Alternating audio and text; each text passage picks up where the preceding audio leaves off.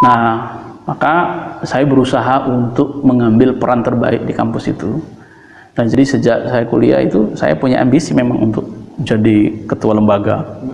Saya itu pernah jadi ketua himpunan jurusan, kemudian HMJ. Terus kemudian saya jadi ketua BEM di fakultas itu. Nah, setelah itu saya juga mencoba mengumpulkan kawan-kawan yang pengen mengkaji ekonomi Islam. Lalu saya dirikan sebuah organisasi namanya Forum Studi Ekonomi Islam. Saya nggak tahu itu sekarang masih eksis apa enggak itu. Tapi kayaknya masih eksis ya, masih eksis. Nah itu awal mulanya saya menggagas organisasi di kampus seperti itu. Nah jadi Forum Studi Ekonomi Islam ini awalnya untuk kita fokuskan untuk mendalami ekonomi Islam. Jadi ekonomi kapitalis yang kita belajar ini kita bandingkan dengan ekonomi Islam. Bagaimana sebenarnya Islam itu menyelesaikan persoalan. Wah, itu luar biasa. Wah, maka berdirilah itu. Waktu itu cuma berapa orang, saya punya teman-teman waktu itu cuma lima orang. Nah, di awal berdirinya itu saya perkenalkan dengan saya coba cari link keluar itu, ternyata di luar itu ada juga forum studi ekonomi Islam, FOSE namanya. Waktu itu pusatnya di Unri. Saya masih ingat itu. Jadi sahabat saya ketuanya waktu itu yang di Unri itu Farhan. Wah, sekarang udah jadi pengusaha sukses dia. Jadi saya ajak tuh. Jadi dia bilang, "Bro, ini ada kegiatan di Padang, berangkatlah kita ke Padang itu." Jadi teman-teman itu merasa itu. Jadi tidak seperti kata dalam tempurung gitu. Jadi pengen mengetahui dunia luar. Nah, itu yang membuat motivasi teman-teman itu untuk. Tapi motivasi saya waktu itu mendirikan lembaga itu sebetulnya hanya ingin menghadirkan sebuah warna, yakni warna Islam kepada teman-teman mahasiswa. Dan di kampus itu juga saya sempat diancam oleh waktu itu wa na'udzubillahi min dzalik ya.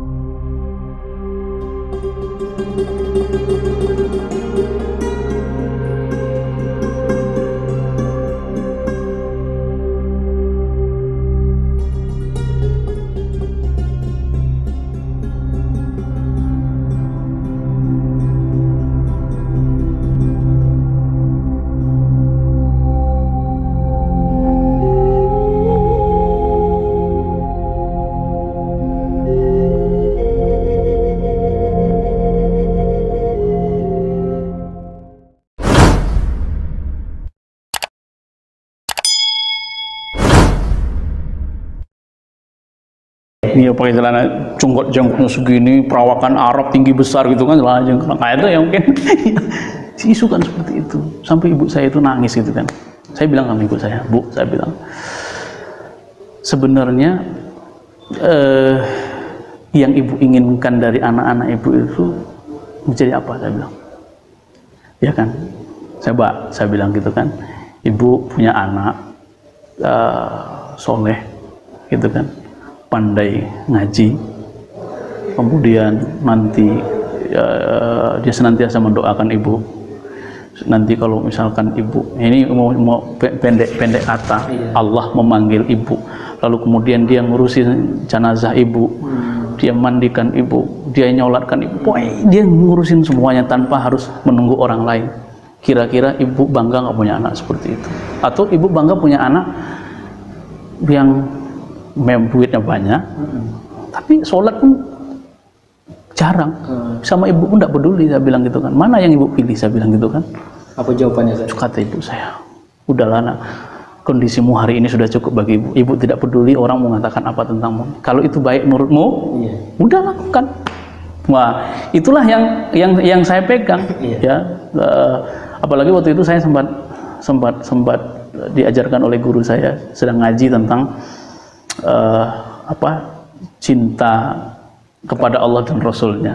Wah, jadi pesan yang masih melekat di benak saya waktu itu adalah, sampai hari ini melekat di benak saya itu adalah, dia katakan, andaikan seluruh penduduk langit dan bumi ini membenci kita, ya, karena risalah yang kita emban, asalkan Allah ridho terhadap kita, maka itu tidak akan menggoyahkan tidak akan berpengaruh terhadap kehidupan kita. Masya Allah. Cukup Allah bagi kita, gitu. Nah, itulah yang selalu ditanamkan oleh guru saya pada waktu itu, sehingga saya harus memilih jalan ini. Dan saya sudah menekadkan diri untuk mengambil dakwah sebagai tujuan hidup saya. Itu adalah poros hidup saya. Ya, jadi apapun kondisinya, ya, dakwah harus diprioritaskan. Ya. Ya, mungkin juga dalam dunia dakwah, dalam panggung dakwah itu kita ini belum apa-apanya, gitu ya. Nah, itu juga yang mendorong saya waktu itu untuk mendirikan sebuah wadah di kampus itu untuk merekrut teman-teman ini. Ya, supaya apa? Karena waktu itu saya tuh punya teman-teman satu kelas itu beragam.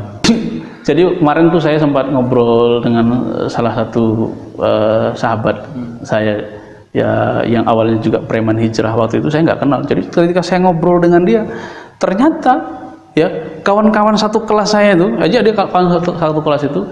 Jadi semester 1, semester 3 itu IPK-nya 3,8, 3,9. Bahkan ada yang 4 IPK-nya itu. Tapi di semester 4 langsung down. Ternyata saya tanya-tanya sama kawan-kawan waktu itu, dia terlibat narkoba. Sampai akhirnya semester 5 itu dia meninggal. Karena overdosis. Meninggal. Nah, meninggal. Saya cerita namanya, saya sebut nama itu. Dia bilang, "Oh, itu pernah main sama saya," gitu. Sama-sama apa di kampus, ya? Iya, di kos-kosan tuh sama-sama mabuk sama saya waktunya, kata beliau. Waduh, saya. Jadi begitu. Jadi lalu kemudian teman-teman saya waktu itu, kalau pagi-pagi datang ke kampus itu tidak ada yang diobrolkan kecuali bola. Pertandingan bola. Terus saya tuh mikir gitu kan, kita ini mahasiswa, ya, tapi rasanya kok hari-hari cuma bicara bola gitu kan. Apa enggak ada yang kita bicarakan selain itu? Nah, akhirnya saya tetap bergaul sama teman-teman ini, tapi saya juga berpikir, jadi ini pesan guru saya lagi nih, dia bilang gini, kita itu kalau berkawan, maka kita itu harus menjadi pewarna, bukan menjadi yang diwarnai. Maka kita harus berusaha untuk mewarnai orang. Nah, maka saya berpikir bagaimana caranya kita harus mewarnai orang. Nah, jadi dalam pikiran saya waktu kuliah itu, ini saya harus mewarnai teman-teman saya, gitu, mewarnai teman-teman saya dengan warna Islam, bukan dengan warna sekuler, gitu, bukan dengan warna-warna yang gak jelas, gitu ya. Jadi warnanya jelas, warna Islam. Nah, maka saya berusaha untuk mengambil peran terbaik di kampus itu. Dan jadi sejak saya kuliah itu, saya punya ambisi memang untuk jadi ketua lembaga. Saya itu pernah jadi ketua himpunan jurusan, kemudian HMJ. Terus kemudian saya jadi ketua BEM di fakultas itu. Nah, setelah itu saya juga mencoba mengumpulkan kawan-kawan yang pengen mengkaji ekonomi Islam. Lalu saya dirikan sebuah organisasi namanya Forum Studi Ekonomi Islam. Saya nggak tahu itu sekarang masih eksis apa enggak itu. Nah, tapi kayaknya masih eksis ya, masih eksis. Nah, itu awal mulanya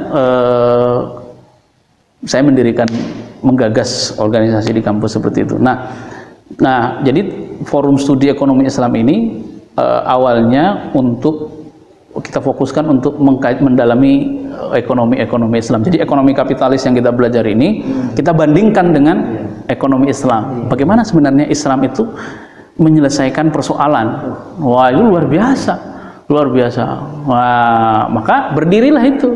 Waktu itu cuma berapa orang, saya punya teman-teman waktu itu cuma lima orang. Nah, di awal berdirinya itu saya perkenalkan dengan Saya coba cari link luar itu, ternyata di luar itu ada juga forum studi ekonomi Islam FOSE namanya. Waktu itu pusatnya di UNRI. Nah, saya masih ingat itu. Jadi sahabat saya ketuanya waktu itu yang di UNRI itu Farhan. Wah, sekarang udah jadi pengusaha sukses dia. Nah, jadi saya ajak tuh. Jadi dia bilang, "Bro, ini ada kegiatan di Padang, berangkatlah kita ke Padang itu." Nah, jadi teman-teman itu merasa itu. Jadi tidak seperti kata dalam tempurung gitu. Jadi pengen mengetahui dunia luar. Nah, itu yang membuat motivasi teman-teman itu untuk. Tapi motivasi saya waktu itu mendirikan lembaga itu sebetulnya hanya ingin menghadirkan sebuah warna, yakni warna Islam kepada teman-teman mahasiswa. Dan di kampus itu juga saya sempat diancam oleh waktu itu nauzubillahi min dzalik ya, sepak terjang saya di kampus itu. Dia bilang, "Ini kamu kok kayak begini? Ini kan kita kampus bukan kampus Islam, ya kan? Terus kok kamu bawa atribut Islam gitu kan? Kamu apalagi waktu itu yang saya ajak untuk membina teman-teman ini, adik-adik ini, itu bukan orang kampus waktu itu. Jadi guru saya datangkan, dia lihat, wah ini bahaya ini, kata dia kan. Tapi saya bilang, "Pak, kalau ini untuk kebaikan apa salahnya?" Saya bilang, "Saya coba kalau tunjukkan kesalahannya di mana." Dia ngancam saya, dia balik ngancam saya. Dia bilang, "Kalau kamu terus meneruskan ini, maka kata dia kamu akan saya keluarkan." Seperti itu bahasanya saja. Saya digitukan, naik emosi saya lah. Saya tidak mau digitukan. Saya bilang, "Pak, saya ini belajar di sini dan yang saya lakukan itu sesuai dengan tridharma perguruan tinggi. Saya izin ke Bapak, lalu kemudian kalau salah tunjukkan kesalahannya, dan Bapak tidak bisa tunjukkan kesalahan saya." Saya bilang begitu. Nah, kalau Bapak mau keluarkan saya, monggo. Sampai saya bilang, "Pak, jangankan saya keluar dari kampus ini, Pak." Saya bilang gitu kan. "Kalaulah gara-gara ini Bapak tembak pun kepala saya, taruh pistol di sini," saya bilang gitu kan. "Saya sudah siap, Pak," saya bilang. Wah, saya sudah siap, saya bilang. Apa tanggapannya? Oh, jangan gitu, kata dia kan. Nah, lalu tepuk pundak saya waktu itu. Sekarang beliau sudah almarhum, ya semoga Allah mengampuni dosanya. Ya gini kan saya Kang Wi. Sambil senyum-senyum di kata dia kan. "Kalau ini," katanya kan, "ini apa yang salah ini? Tidak ada yang salah ini," katanya. "Lanjutkan," kata dia. Jadi mendengar pernyataannya seperti itu, wah, saya tuh jadi tambah bangga saya. Saya tambah nggak peduli gitu kan. Nah, lalu beberapa dosen-dosen yang tahu kasus saya itu, dia panggil saya ke ruangan. Dipanggil saya ke ruangan. Saya kira akan memarahi saya gitu kan. Justru yang mereka berikan kepada saya itu adalah apresiasi dan dukungan, sampai dia katakan, "Teruskan. Kalau ada apa-apa, Bapak yang akan membelamu." Oh, gitu. Masya Allah, saya itu ya Allah, Masya Allah, saya selalu bersyukur pada Allah. Itulah yang saya rasakan, Kang Sugi. Jadi benarlah janji Allah, "In tansurullaha yansurukum wa yusabbit aqdamakum." Ya, kalau kita menolong agama Allah, maka Allah akan menolong kita. Saya itu di akhir kuliah itu sudah putus asa juga sebetulnya. Kenapa itu? Saya itu sudah seminar proposal, sudah habis materi, sudah seminar proposal. Tapi kehidupan waktu itu semakin hari semakin sulit, sehingga saya pun sudah tidak mau lagi memberatkan keluarga. Jadi saya harus berusaha untuk menyelesaikan kuliah sendiri. Nah, di semester 7 saya harus melalang buana, mencari banyak berbagai upaya agar kuliah saya bisa selesai, bisa mengumpulkan uang agar kuliah saya bisa selesai. Jadi skripsi saya itu mangkrak hampir 8 bulan. Saya dipanggil sama pembimbing saya itu, kamu ini kawan-kawan sudah pada selesai, kamu kok belum selesai juga. Akhirnya cepat selesaikan. Nah, kedua juga akhirnya itu bisa saya selesaikan. Alhamdulillah. Nah, itu Bang Sugi. Nah, setelah saya selesai kuliah, saya juga menghadapi tantangan baru. Sudah selesai kuliah harus ngapain gitu kan? Iya. Nah, waktu itu saya tidak peduli. Saya hanya menyibukkan diri saya dengan aktivitas dakwah. Nah, waktu itu saya sedang melakukan aktivitas dakwah di Rengat waktu itu dengan sahabat saya berdua, ngisi anak-anak SMA. Jadi saya cerita panjang lebar lah, curhat lah sama beliau itu kan tentang bagaimana susahnya hidup itu kan. Di saat kami ngobrol-ngobrol itu ada teman saya Garim masjid. Iya. Garim masjid telepon, "Bang, gimana sekarang?" Saya bilang, "Saya lagi di Rengat." Saya bilang, "Lagi ada training remaja di Rengat." "Oh ya, ini Abang udah kerja?" kata dia kan. "Ya, inilah kerja Abang," ya bilang gitu kan. Ngukur jalan. Dia bilang, "Oh ya Bang," jadi sambil ketawa dia bilang, "Bang, Abang mau kerja nggak? Ini ada sebenarnya tawaran ini untuk aku sebetulnya," kata dia kan. Tapi aku bilang sama teman itu, "Abang, aku sebenarnya enggak butuh kerjaan ini. Jadi kalau aku kasih sama temanku gimana?" katanya kan. Aku teringat Abang, kata dia kan. "Oh iyalah, nggak boleh lah," aku bilang gitu kan. "Nah iyalah Bang ya, iya kalau iya nih aku bilang kan nih Bang," katanya. "Oh iyalah," saya bilang. Dibilang lah waktu itu. Saya waktu itu kerja di travel umroh. Oh iya. Nah, travel umroh. Nah, waktu itu akhirnya saya pulang dari Rengat itu hari Senin. Saya masih ingat itu hari Senin. Susah diajak ketemuan sekitar jam 2-an gitu kan. Jadi ketemu sama yang punya travel gitu kan. Tapi tidak usah disebut lah ya. Iya. Ini kode etik. dia bilang, "Oh iya, kamu yang kawannya Ustadz." Dia kawan-kawan saya ini panggil Ustadz ya kan. Ustadz itu ya, katanya. "Iya Pak," berarti saya didampingi. "Oh iya, dah besok kamu kerjalah saya di travel itu." Ya. Nah, saya kerja di travel itu yang memberi pelajaran banyak dalam banyak pengalaman saya, Bang Sugi. Masya Allah. Ya, semoga Allah merahmati pemilik travel itu, ya, karena begitu banyak jasanya memberikan pelajaran secara tidak langsung dalam kehidupan saya.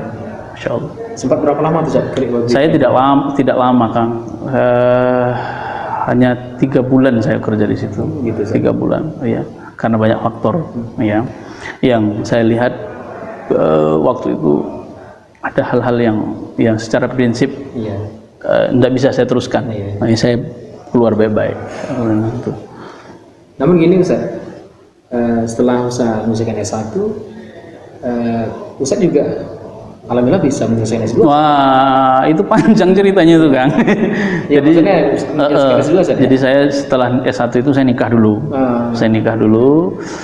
Terus kemudian saya sudah kerja pindah-pindah gitu kan. Terakhir saya fokus di dunia pendidikan, bekerja di salah satu lembaga pendidikan. Nah, sehingga saya juga mikir-mikir ini kayaknya saya harus melanjutkan kuliah. Di samping juga waktu itu dimotivasi oleh teman dan guru saya, dia bilang, kalau kita ini di dunia dakwah ini, kalau pendidikannya cuma S1 saja, kayaknya kita itu akan dipandang sebelah mata. Jadi mau tidak mau kamu harus melanjutkan pendidikanmu. Saya mikir tantangan baru lagi saya. Terus saya mikir, ya Allah, untuk ngidupin anak istri aja aku udah kesulitan. Terus gimana caranya aku bisa kuliah ya? Tapi dijawab sama Allah Ustaz ya. Nah itu tadi Kang Sugi, kalau semua itu kita niatkan karena Allah, ini kembali lagi innamal a'malu binniyat. Jadi tergantung niatnya. Kalau kita niatkan karena Allah untuk menolong agama Allah, maka Allah pasti akan nolong kita. In tansurullaha yansurukum wa yusabbit aqdamakum. Jadi ada hal-hal yang tidak terduga yang datang, gitu. Yang Allah siapkan. Yang Allah siapkan. Saya S2 itu kalau S3 kalau S1 tadi itu saya molor sampai 6 tahun, hampir 6,5 tahun saya menyelesaikan, hampir habis limit saya itu. hampir habis limit saya itu menyelesaikan kuliah itu. Nah, kalau S2 itu saya selesaikan dalam waktu yang nggak sampai 2 tahun.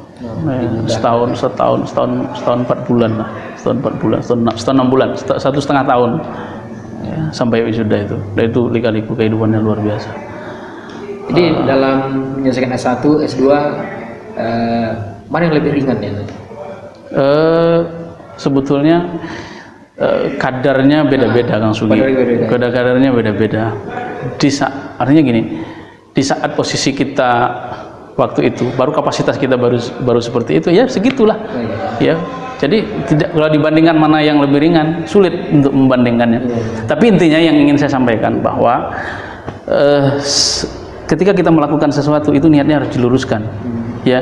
Jadi ghoyahnya ya adalah mardotillah. Jadi apa yang kita lakukan mesti harus diniatkan karena untuk mencari ridho Allah ya. Kalau bukan karena ridho Allah ya, kita akan menyesal.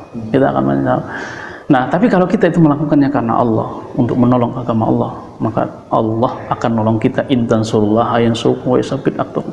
Saya banyak sekali ya pertolongan Allah yang menurut saya itu tidak logik ya, yang saya terima gitu kan. Makanya ya saya kalau sudah urusannya untuk kepentingan dakwah itu saya sulit untuk menolak. Ya, saya sulit untuk mengatakan tidak. Ya, walaupun mungkin secara saya ukur mungkin ada rasa takut juga gitu ya, namanya manusiawi gitu. Ini nanti saya sanggup nggak ya? Ini nanti gimana ya kalau begini? Itu pikiran-pikiran. Tapi saya selalu berusaha untuk menunaikan amanah itu sebaik-baik mungkin. Kalau mungkin ada kekurangan dalam aktivitas ya saya mohon ampun kepada Allah, tapi itulah yang saya selalu berupaya untuk mencoba melakukan yang terbaik gitu. Itu jadi saya sedikit banyak sekali yang kita petik nih ya kisah Ustaz ini ya. Jadi Ustaz juga pernah diamanakan sebagai leader saja di sekolah saja. Alhamdulillah. Dan ini bukan satu instansi aja saja, ada instansi lain gitu kan, travel umroh ya saja. Iya. Sampai hari ini Ustaz, yang saya dapatkan beritanya Ustaz, ya, sekarang ini Ustaz juga ini ya sedang ingin membangun suatu yayasan Ustaz. Jadi bukan ingin membangun sebuah yayasannya itu sudah ada. Jadi saya dengan kawan-kawan itu sedang merintis sekolah dan pondok pesantren. Jadi sekolah tahfiz, pondok pesantren tahfiz. Alhamdulillah sekolah ini sudah berjalan ya, walaupun dengan berbagai kendala. Tempat kita masih juga numpang gitu ya. Alhamdulillah kita diberi amanah ya, dikasih wakaf ya. Ini mohon doanya juga nih Kang Ugi agar amanah yang dititipkan kepada kami ini bisa berjalan dengan sebaik-baiknya, karena ini kan kalau tanah wakaf itu kan amanah Allah ya. Kalau kami tidak amanah menjalankannya, ini bisa celaka gitu kan. Jadi khawatir. Jadi mohon doanya, mohon dukungannya, karena ini adalah bagian dari upaya ya, mungkin kalau boleh dikatakan upaya kecil untuk memberikan kontribusi dalam dunia dakwah ini. Nah, itu yang kami sedang saya rintis dan kawan-kawan. Baik, saat kita kayaknya sudah di akhir acara. Jadi apa nih Ustaz, memberikan pesan-pesan kepada remaja dan mahasiswa kita nih Ustaz? Ya, teman-teman, para pemuda, para remaja dan kaum muslimin pada umumnya ya, saya ingin berpesan bahwa lakukanlah segala sesuatu itu karena Allah Dan ketika kita melakukan sesuatu itu, lakukanlah dengan amal terbaik kita. Kenapa? Karena sesungguhnya apa yang kita lakukan, ya, ibarat orang menanam, apa yang kita tanam itu yang akan kita tuai. Kalaupun ada yang lain, misalnya seperti kita nanam padi, maka hasil yang kita tuai nanti itu adalah padi. Tidak mungkin kita nanam padi yang kita tuai jagung. Wah, ya kan? Ketika kita nanam padi, ada dapat lele, ada dapat belut, itu bonusnya. Gitu kan? Itu bonusnya gitu kan. Maka lakukan segala sesuatu itu dengan amal yang terbaik, ya, semata-mata karena Allah Subhanahu wa taala. Itu mungkin barangkali maksudnya. Jadi ujian, tantangan, itu adalah bagian dari proses untuk melayakkan diri kita. Jadi Allah sedang menempa kita agar kita layak untuk mendapatkan hasil yang terbaik. Ya. Nah, kalau bahasa Qurannya apa? Untuk mendapatkan nasrullah, untuk mendapatkan pertolongan dari Allah Subhanahu wa taala. Jadi kita ditempa dulu. Itu. Jadi memang ketika sebenarnya kembali lagi nih Ustadz ya kepada cerita Ustadz tadi itu kan. Jadi begitu rektor manggil Ustadz gitu kan. Dengan tantangan itu, dengan seperti itu tadi jadi tantangan bagi Ustadz ya. Hingga akhirnya dari situlah Allah tunjukkan gitu ya. Sampai akhirnya Ustadz boleh dikatakan setiap di organisasi, di lembaga apapun leaders diamanahkan Ustadz ya. Sampai hari ini pun di yayasan ini juga seperti itu Ustadz ya. Luar biasa. Baik, sahabat Inspirator Remaja, kita sudah di akhir waktu dan terima kasih banyak nih Ustadz atas waktu, dan semoga kita sama-sama doa nih semoga Ustadz sekeluarga diberikan lindungan oleh Allah Subhanahu wa taala, dan kita semua juga seperti itu. Dan terima kasih. Apabila ada komentar dan saran untuk channel ini silakan komentar di bawah. Dan saya akhiri, wabillahi taufiq wal hidayah. Assalamualaikum warahmatullahi wabarakatuh. Waalaikumsalam warahmatullahi wabarakatuh.